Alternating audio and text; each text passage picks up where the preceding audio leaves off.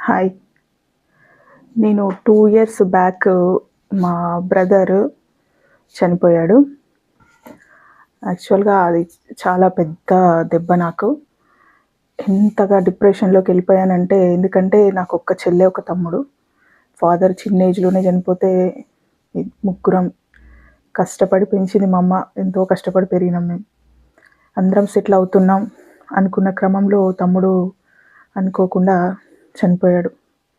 అంటే నేను తమ్ముడు, చెల్లి కాకుండా కూతురు, కొడుకులాగా చూసేది.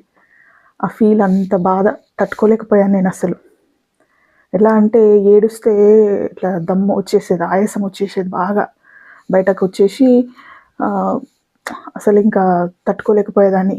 ఇలాగే ఉంటే హార్ట్ ప్రాబ్లమ్ వస్తదని డాక్టర్స్ గూడా చెప్పే పరిస్థితి దాకా వెళ్ళిపోయింది ఆ సిట్యుయేషన్. ఇంకా అంత డిప్రెషన్‌లోకెళ్ళినప్పుడు నాకు ఒక సిస్టరు చాలా రోజుల నుంచి పరిచయము.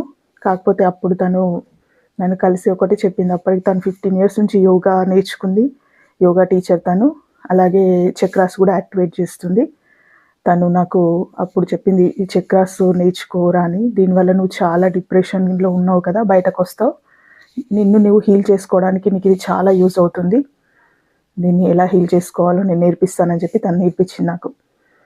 దాని ద్వారా నేను చాలా హీల్ అయ్యాను.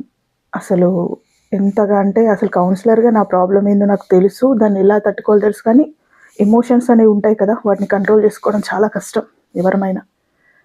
కాబట్టి ఆ ఎమోషన్స్‌ని కంట్రోల్ చేసుకోవడమే నాకిక్కడ నేను నేర్చుకున్నాను.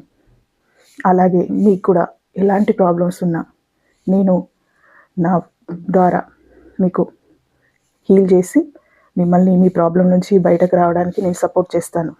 మీకు ఎవరికైనా ఇంట్రెస్ట్ ఉంటే బిలో డిస్క్రిప్షన్‌లో లింక్ పెడుతున్నాను. మీరు జాయిన్ అవ్వండి. మీ ప్రాబ్లమ్స్ నుంచి బయటకు రండి. Hi, I am Rani Reddy, counsellor and emotional wellness coach. Please subscribe.